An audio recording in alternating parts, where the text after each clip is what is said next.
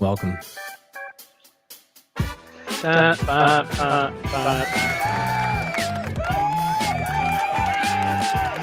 another episode. So I can't see the crowd, because I'm remote from you right now. But I can hear them. Yeah, there's They definitely sound a great. huge crowd here with us. I'm if you're listening in to the live stream, let us know if the guests are having echo. I had that issue last time watching it playback. Phil, you may be even be able to test it, but you'd have to test it with yourself speaking because it was the Spaces guests that were echoing, not me, on the stream. Test. You'd have to have it play. Don't worry, we'll have to test it some other way. You'd almost have to listen to it live on you say something and then go listen to it yourself talking and see if you hear yourself echoing while you play back the live stream. If that makes sense. Actually, I might be able to test that. Because there's that delay. Mm-hmm. Anyhow, we are going to get started here talking some real estate ideas, prices, costs, saving measures, whatever you want to talk about.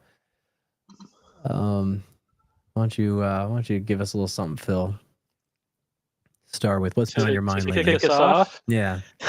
What is immediately on my mind is we were just chatting with somebody out in California about a project, and electrical demand came up. This is something that always comes up on renovation projects that the reuse is you have to show the jurisdiction the actual electrical demand of the space if you're adding load. And a way to do that is to do 30-day metering, which is something that no one ever wants to do. Yeah. Because it's an extra cost and because it's 30 days. It takes 30 days. It doesn't matter if you haven't started it yet. You're 30 days out if you do it right now. So anyways, I was just thinking about how having that equipment to be able to do that for somebody would be a great way to just make some passive income. You know what I'm saying? Yeah, you just deploy those things and try to keep them actively deployed all the time somewhere. Yep. So imagine a business where you just manage going out and applying 30-day meters and then getting the results. And we just start this. We just do this live stream to make up other businesses that are not the one that we're supposed to be doing. That's what we do. Yeah. Apologies if you're hearing echo. Let me know if you're listening in. If you do, but it does make me think we should be recommending to people just do it as a permanent installation. I mean, how much is it to do the metering? Is it $1,500? How much would it be to just buy and install a permanent one so that you don't have to do it in the future? I'd be curious because I remember we did one in this small church. They had a gazebo or some small project that they ended up having to do 30-day metering on, and they fought it tooth and nail to try to get away from it. The jurisdiction ultimately said, yeah, maybe you could get away from it. And then if the engineer says, okay, we as engineers wrote a letter, and then they backed down from it. And then suddenly they couldn't get away from the requirement. And it had now been 4 or 5 months delay in construction on a tiny little sort of outbuilding project for a church. Then they finally got the 30-day metering, which, by the way, was specified on our plan. And ended up costing like $4,000 or $5,000 of a change order from the electrician. And I'm like, dang, for $4,000 or $5,000, how much would it be to just install a permanent demand meter at that point? Mm-hmm. But it happens. It's a huge thing. Which is what they ended up doing, right? They ended up. No, I recommended they do, and they still didn't. They ended up just it got too confusing because there was engineer. It was the whole engineer doesn't know what he's talking about, over specifying something. When somebody says that, they don't realize engineer does know what they're talking about. We're just conforming to the code, and just because you didn't have to do it last time doesn't mean you can skip it this time.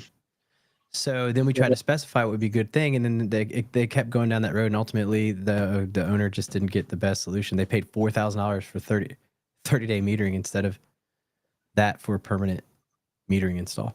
If you're tuning in, shoot us a comment. Let us know if you're having audio issues. Hop in on Spaces on X if you want to come in and join as a guest. If you want to join in video, let me know. I can send you a link. We're just talking riff. Right now, we're talking 30-day metering, general construction questions, and commercial real estate, and the Instant Quote Show. So as we talk through this, we'll be running some quotes to see how much it would cost to do the engineering. I'll pass it back over to you, Phil. Checking something on the audio side while you... Yeah, I was just checking out. I saw a post by looks like Clarence Wong was asking about why restaurants need to have a larger water meter than other uses, and then Chris Moore jumped in there and commented about it. Basically said what I was going to say. And I invited those guys. If y'all want to jump on, we can talk in more detail about this and ask your own specific questions. But basically, yeah, if you think about the actual use of a restaurant, the point of the restaurant is to have a constant flow of people in and out using the facilities constantly. And those people are also having things made for them. So there's a whole backroom apparatus that is constantly in motion and constantly in use and producing things for people at all times. So, you think even the bathroom use. The bathroom use in a restaurant is going to be a lot heavier than the bathroom that's being used in an office, probably. People arrive at this place probably needing to use the bathroom. Not to go into too much detail there, but that's the idea. And there's several different ways you can look at the actual load.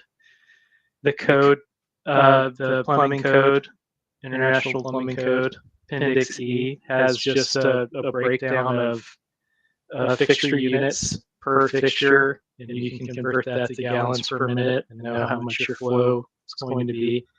You could use that. There's the Hunter curve is what that is. It's just in table format. There's a modified Hunter curve that you could use that breaks down restaurant use. It shows a much higher demand than in other places. So that would be the more conservative approach. As Kenny says with HVAC, it's not a perfect science. I mean, we're talking about fixture units on paper made to represent actual real life things that are happening, and it's not always going to reflect one for one. So in the end, you may have a restaurant that does have just a lighter use of water. You think of like a Benny's. They're the very takeout oriented facility. They don't have a ton of dishwashing needs. They don't have people sitting in there. This isn't like a Pizza Hut from the 90s where you have like actual plastic plates and forks or metal forks and stuff for people and like a salad bar. So there's definitely different situations, and every single project is completely unique. We have but generally, you can imagine that's why. Even in an apartment building, spread out over time, over a day, it's not going to be quite as heavy. The usage is not as heavy. People aren't there all day. And when they are there, they're not necessarily using the facilities all the time. So yeah. Yeah, Hunter curve is the big one. And what you brought up is, I like saying it out loud, and then engineers may not really love this. Actually, it was on LinkedIn recently, like the rules of thumb. Like, people like to say in the rules of thumb are bad. And it's like, actually, they're not bad if you know what they are and how to use them. They make good estimates, because ultimately engineering, I can speak as a mechanical electrical engineer, is a guess. It's all a guess, and it's about probability and statistics and like roughly what you think could probably be a problem or not. So it's how much we have a Hunter's curve that gives us some sort of demand for a water meter. That's a decent guess, but I mean, not every restaurant's the same. But an office is not going to have the same simultaneous fixture needs as a restaurant, and there's not much research there to support that. So yeah, I mean, these are giant guesses, but ultimately, one thing to keep in mind with water meters, if you open up that water meter, check out our site and scene today, but if you open up your meter and you say something like a 3/4 inch or a 5/8 inch or something, like, I mean, you can tell the engineer all day long it's going to work, But the problem is the engineer has an obligation in the code to meet minimum pressure and flow requirements for domestic water systems. So the numbers don't support it, even at the giant guess that we're saying. If we use these curves, hey, there's Andrew, there's Chris. Hey guys, we can bring them on here if you want to riff with us. But yeah, those water meters may work technically, but the engineer has to prove it on paper, and there's no really generally accepted practice of water meter calcs that'll let a 5/8 inch work in any restaurant, or a 3/4 inch. 1 inch with a 1.5 inch distribution pipe is probably what we can almost guarantee you would need for any given restaurant. So we often hear, do we really have to? Because that's expensive. And the answer is, all right, roll the dice. I mean, it's kind of a civil thing anyways. And most jurisdictions are just going to outright require you to upgrade to a 1 inch. In DC, at least, they do that. Like if you touch it, they're going to ask you to put a 1 inch meter in anyway. I don't know if Chris or if you have a different experience in water sizing out there. Yeah, we for our restaurant we have a 1. So we have a 2 inch service that's split into several 1 inch services. One of which is for the restaurant, but they have the water district tells you like how much like CFM each site meter will handle. So you have to like submit a separate building permit to them with your like water usage calc. Yep. Sorry, can you hear me okay? Yep, I hear you. So the building would be like, okay, like, you know, XCFM for like 1.5, whatever, meter, and then whatever you fall in. They have like a minimum size too. Like for residential, I think it's like minimum 3/4, and then like commercial, I think it's like minimum 1 inch. Yep. Yeah, DC Water outright just says it in their application that no matter what, you have to at least have a 1 inch meter out the gate for anytime you touch something. So Richmond's a little bit more mealy-mouthed with it. And so then the engineer gets to be the guy that gets yelled at because we're supposed to show calculations that demonstrate, flow and pressure. But it's like I said earlier, you're tuning in, engineering's basically a giant guess. It's a giant estimation. Like it should work. And we overestimate things so that we can make general decisions like those. That's pretty much consulting engineering for buildings. And then ultimately it comes down to code interpretation. And that's kind of what we've been talking about lately. We talked to Chris on that interaction about the assembly use for Romex cabling and MC cabling. It usually comes down to that for the building consulting engineers, trying to be on the lookout for where the jurisdiction is going to enforce something that takes a $5,000 estimated CapEx into a $30,000 estimated CapEx. Water meters is one of those. Phil has an article called "The Water Meter Surprise," I think, right, Phil? Mm-hmm. Yeah, it's from years ago. It's one of the bangers. Yeah. That was pre-YouTube days. Yep. What's up, Andrew? Are you on there? Or A? Are you a speaker? I can't tell on my screen. It just says listeners. So you might want to stay in the background. Oh, gotcha. I think Chris was talking about like the forms that you fill out basically have to show to the jurisdiction what the load is. Mm-hmm. And then every single city and county has a similar but slightly different form.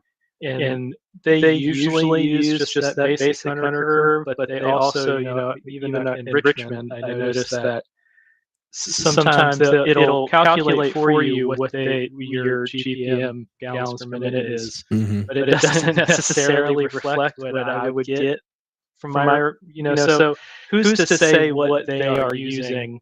Maybe they're using a WWA standard. Maybe they're, who knows? It's going to be different. And so even if you use that form and fill it out and it spits out to you, you need, whichever size meter.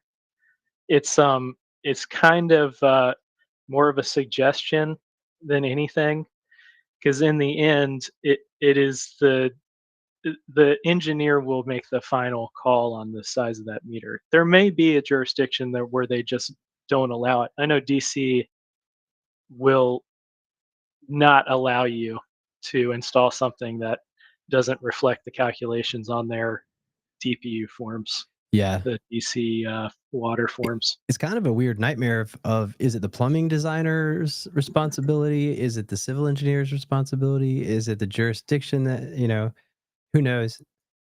A, what's up, A? What is it like in your area with water meter surprises? Muted. We were just chatting with you with A right before this live stream, actually, on a different thing out there in your area. So anyway, I don't hear you if you're talking. You're muted there, but we got the Hunter curve up here while we wait, just so y'all tuning in can take a look. This is what we are talking about. Chris, have you used or seen this curve for water meter demand estimating? As an engineer, I'm probably super nerdy type thing, but this is the separate curves you can use. I do not see a screen. I'm on the Spaces. Twitter. Sorry, I forgot you're not tuned in. So what I have, it's like these different curves that like have varying shapes. And if you're watching from the live stream, you have the DFUs, which you can have 50, 100 or whatever, and that comes from the plumbing fixture calc, and then it correlates it to a flow rate of GPM. And it's just this curve. And actually, I found this article. I guess I can put this in the link so people can read. It says, be careful using the Hunter's curve, probably because engineering is a giant guess. And they're saying you can use it, but this guess has these risks. Yeah, that's pretty much what engineering is. Which I like, which is why I like talking to folks like, like Chris. I mean, you didn't you say you have an engineering degree, or am I crazy? I know you're technical. Yeah, chemical engineering. Chemical, that's right, chemical. The super smart ones. I barely survived chemical engineering. Yeah. So let me switch back over here. Honestly, if I had known that you guys, because I always thought like mechanical engineers did like space shuttles and stuff, and I was like, oh, that sounds really complicated. But, so I didn't know until after I already like picked my major that I was like, oh, I could actually like work on buildings. But it was too late. Yeah, well, now you're still working on buildings. I know, but now I have to pay someone else to do the engineering. Yeah, this side isn't as glamorous as you would expect, even though engineers do tend to look very glamorous. Mm. Maybe not. Yeah. I'm posting this link so that you can, in your own time, check it out. It's just some mechanicalbusiness.com. It's the article's called "The Risk of Sizing Plumbing System Using Hunter's Curve." And I'm sure that is an extremely exciting article to read. But we use the Hunter's Curve. I'm curious to see what they say here. Or who is it? Warren. He may have some methods that he uses. It's hard to say. How much do you get? Yeah, Warren's the OG. Yeah. Where's he at? I know. Did you hit him up, Phil? Maybe he can stop over on his lunch break and hit us in the spaces. He's got all types of awesome like tips and tricks. I guess he's in charge of engineering at that development place he works at or something. He's definitely extremely knowledgeable. Oh, look at that. Mr. Leslie Groves. Welcome. Yeah, I love finding like random accounts that are like lurkers, but they just post like super valuable info. Yeah, man. Like Warren. Yeah, he came in and just like started just throwing it down. I'm like, oh shoot, that little grease trap image, Phil, that he threw in on the. Yeah, it was perfect. It's exactly what we were hoping for. Yeah. For people to be sharing over there. Yeah. What's up, Mr. Leslie Groves? Welcome. How's the SIP panel going? Oh, hey, I didn't realize I can speak. How is it going? It's going actually very, very well. I mean, engineering gonna be structural. The first phase is gonna be super duper expensive, but it's gonna be cheaper going forward. However, maybe next 10 days, I will have like final numbers for everything. And it looks like it's gonna be on par with metal building. Nice. So this is wild. Well, tell us a little bit about it. Chris is on here, chemical engineer, super connected into the awesome technology and construction. Give us a quick summary of what you're doing there, because I think it's awesome. Oh, actually, maybe he has some suggestion for maybe some kind of other building material. Yeah. No, I mean, so we have a warehouse. It's almost 30,000 square feet, which you guys gonna do. You met with Tommy, my electrician, right? Yep. And it comes out you have done some projects together. Mhm. So the traditional way, obviously, to go, two options, right? Tilt wall with the roof anchoring all of that, essential metal building with the sides of usually used right now for big warehouse, or go just a traditional metal building. And we're just like, all right, let's explore and see if we can source this material from overseas. In this case, it's going to be Poland or Romania, because SIP panels are very expensive here.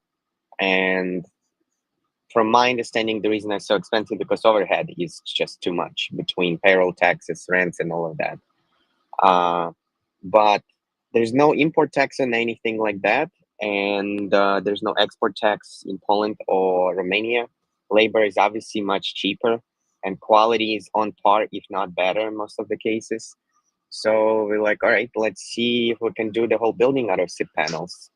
And benefits, obviously, the speed of construction, easy siding finish for the exterior, and the R value, and the decrease in energy use is tremendous. Mm-hmm. I mean, I seen the project recently where it was projected 12 tons of HVAC, and they end up installing like 5 tons. Wow.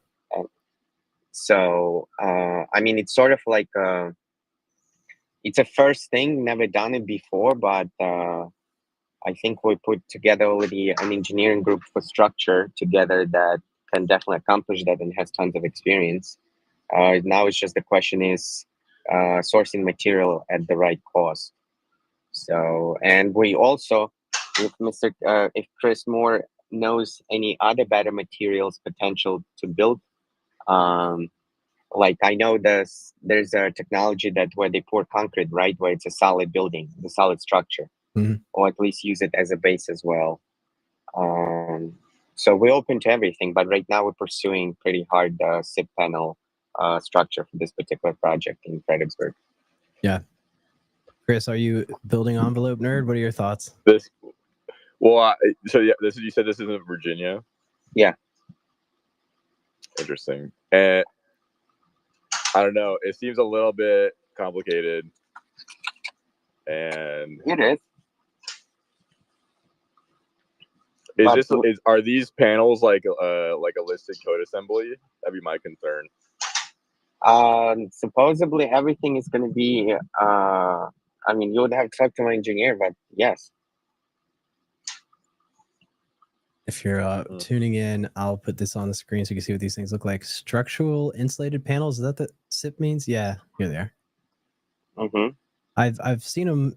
I know there's like a prescriptive sort of method out there that I've seen looking into it, but yeah, the listing will be the tough part in there. And but are you? This is a 30,000 square foot warehouse, you said? Yeah, but it's demised into smaller units, 5,000 units and 2,000 square foot units. So the demising walls will be part of the structural integrity of the building. And so it's not an open space. I'm assuming you're holding this long term and like you're going to be operating it. Yeah. So you're paying for the AC. Everything. We have 3 projects going on right now. Every single building will come in fully air conditioned. But I'm saying, like, can you, like, who's paying for the AC bill? Tenant. Yeah, I'm just wondering, like, if it's not your problem, like, why make it really complicated? We'll increase rents. We already have 3 potential tenants that they don't mind an extra $1.50, $2 increase in rent. Brings our value up, brings our revenue up, pays for itself. And we're talking about the cost of construction equal to, so we're not talking about paying something extra. preliminary numbers, which are still high in my books, but they are very comparable to metal building. Hmm. So it's almost neck and neck. Yeah, I mean, I'm not really. I don't have a lot of experience with that, but Chris, in your area, do you have is it a lot of humidity in that climate? no, that's the thing. Like, we don't really need that in Yeah. SoCal. I mean, no one uses that here. So Yeah. what would be the alternative method to a metal building? Honestly, people don't even like most. It's like all I've seen is just like tilt up or block wall. Tilt top of block wall, a metal roof, right? I assume. Yeah, like a corrugated deck with like lightweight concrete on top. I mean, that's like the most expensive part. That roof base costs the same amount as the entire metal building. So I mean, you could do like a concrete cavity wall. Okay, and then what do you do for the roof? I mean, you just do trusses with decking. I think that will be roof. the standard slope roof or standard flat roof. Like a flat roof. Yeah, and then that's very expensive. how is how is this the earthquake stuff impact in your area, Chris? I mean, I saw that you're that conduit, that like coupler.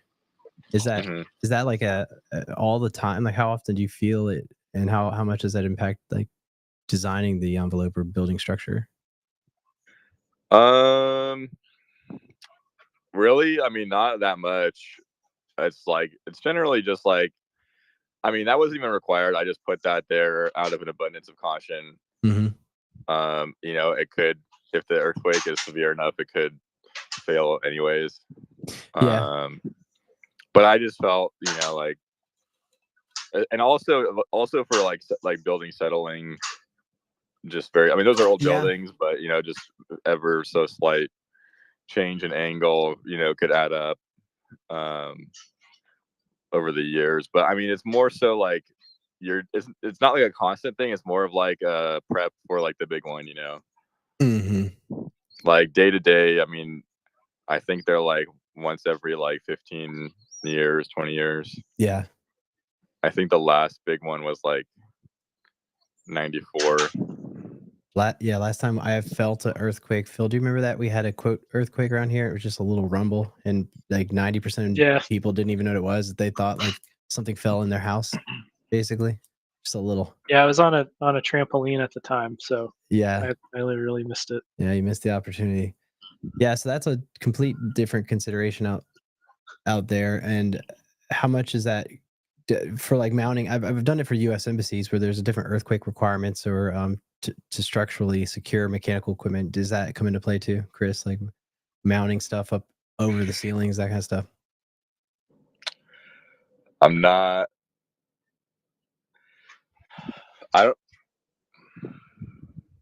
Not 100% sure. I mean, a lot of the stuff that I'm working on is like 1 to 2 stories, so it's not. There's not like anything specially called out for earthquakes. Yeah, because like a lot of the structural stuff, like the earthquake stuff, is already built into the structural codes. So I think, yeah, I wouldn't have a lot of experience on that. It's wild just thinking about building envelope between. We're basically at Mr. Leslie Groves over on our side of the coast, and then you all on the other side, just thinking about the complete different universe of climate and, you know, requirements structurally that might come into play. Yeah, like if anything, it's like more, the insulation is more just for like thermal comfort, not for like humidity or like water damage.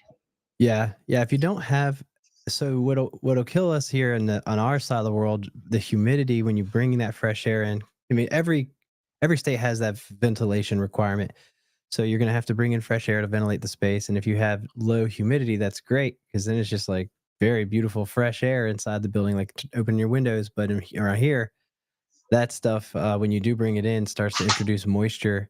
And the problem is, and you may already know this, but it's that 65-degree day where there's no demand for cooling if you don't have dehumidification. That'll destroy buildings here on the East Coast, because if you're running the fan, drawing in that fresh air, pressurizing the building, there's nowhere for the moisture to go, and you end up just like basically turning the inside of your building into a rag without a way to wrench it out. That's where things get expensive in the assembly uses, churches, that kind of stuff, not storage or anything like that, where you don't have any internal load or high ventilation rates. But in your climate, I bet you it's not that bad. I mean, I talked to somebody in Arizona, they don't have any issues with getting the right HVAC because it's so dry. So it's like you can almost just run the outside air inside the building in Arizona and use that as your dehumidifier because it's probably such dry climate. You know, just use the outside as a free dehumidifier. Yeah, I mean, it's great, but also like people are super lazy about waterproofing here. Like all the waterproofing details or all the waterproofing installations that I've seen are like terrible.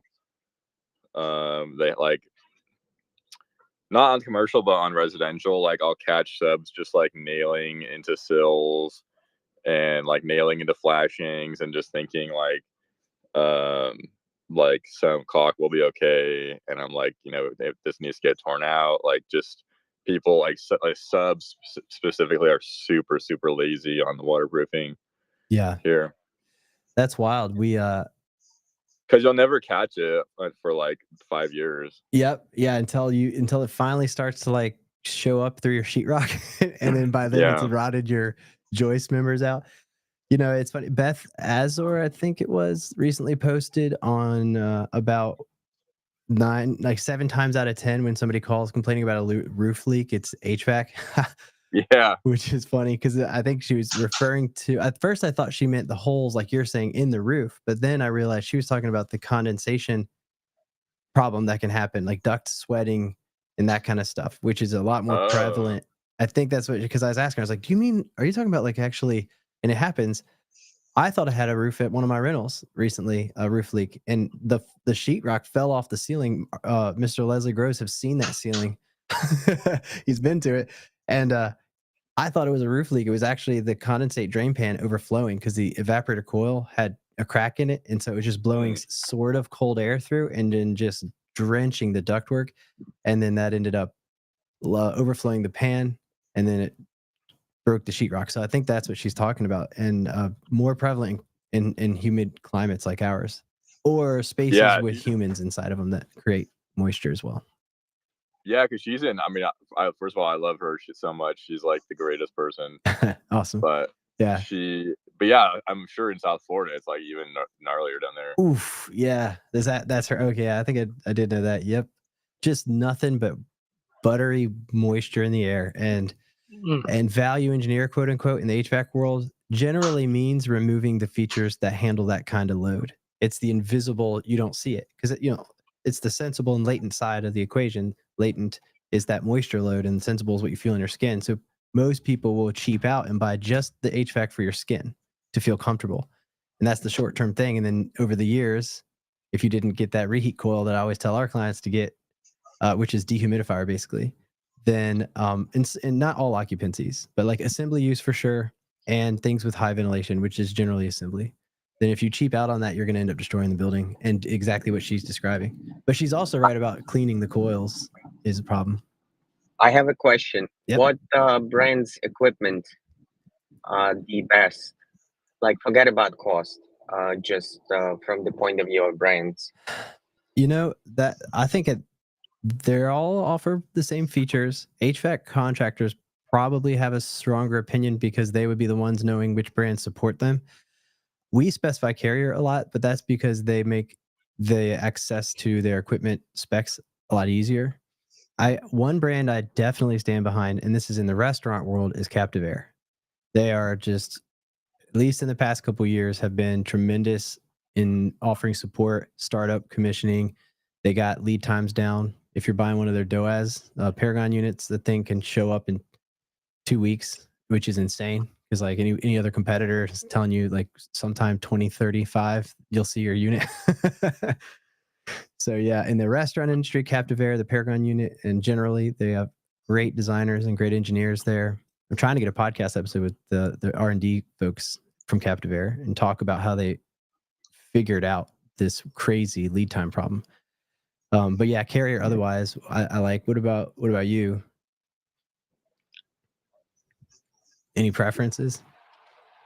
You're talking about me? Yeah. I don't know. I mean, we're going with Samsung for Project One. Yeah. Have all the equipment. So, Mm-hmm. but again, I'm sort of have. I mean, I don't know. From the HVAC equipment point of view, I feel like HVAC guys are like the most secretive industry in the world. I don't know if you have seen like a first glance what actual cost is, because I spoke to so many different ones, small, big ones, and everybody, hey, we're gonna get you a quote. We're gonna get you a quote. So what I did is I actually got a guy from out of state to get a license here. So now I have my own master HVAC guy, vertically integrated. Yeah.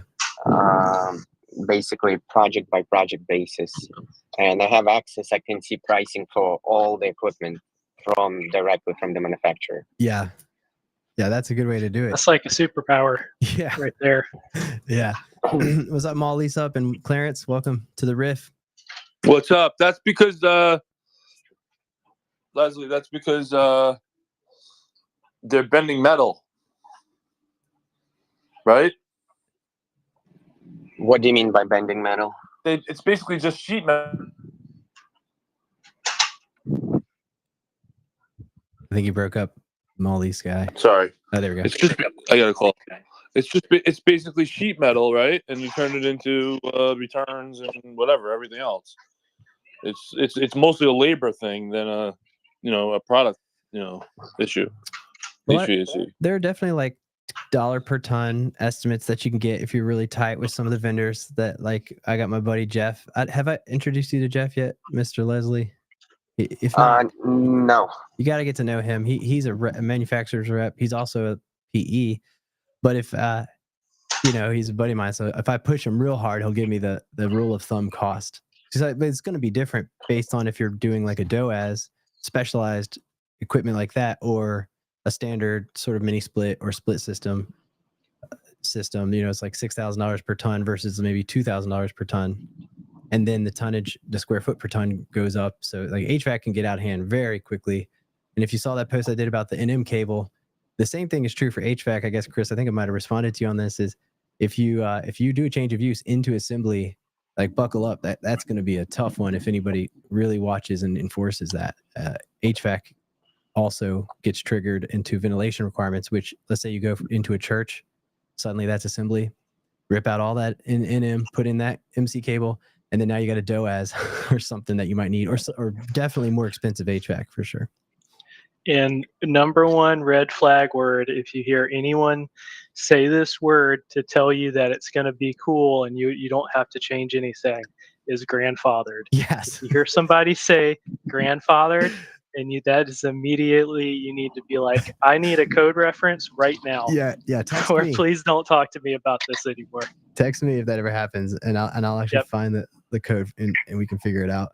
Because we see that all the time, the GC or the trade contractor, and I'm not disparagingly speaking about them. They're great, but they'll say or advise that you can keep the HVAC.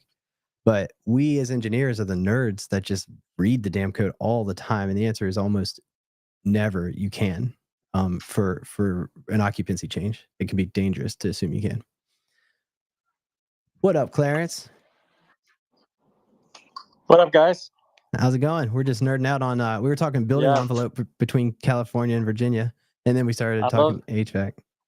I love it. Yeah, all this MEP talk. I think it was Jeff the other day. He talking about some apartments and something was leaking on some balconies, and you're talking about the building envelope. So it's all good learning from you guys. Yeah, man, it's wild. Never thought. Who knew? This would be something useful. And I've learned so much from it. I wish Warren, hopefully we can get Warren on one of these chats, because he seems to know tons about both the development side and the actual technical side as well. Yeah. I will say though that the HVAC, the HVAC contractor is like probably the biggest black box like in the industry. Mm-hmm. And like the supply houses, like, because in California at least, like they will not even like look at you if you don't have like a refrigeration or HVAC license because of the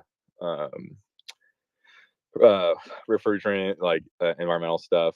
So like you can't even like go to the supply house at all. Like any other trade I have accounts with, but they do not like you if you're not actually licensed. Yeah. Even That's the engineers. exactly right. Yeah. That's exactly right. That's it's a most secretive industry in the world. I think it's easier to get shit from Pentagon than from them. Yeah, it's easier to get a like top secret security clearance at the Pentagon Yeah, than to than get in with. That's why I got my own guy, and now I'm looking at it. I'm looking at all the quotes I have received from all kinds of setups, split system, ductwork, single units, everything. And I'm like looking at the pricing. I price everything, and I'm like, holy smokes! Mm-hmm. Like the difference is staggering. Like again, I don't know what average quote comes in, but I have spoke to probably close to 30 different HVAC contractors, like big ones, small ones, everybody, and average markup, I would say over 250% on the equipment. Wow.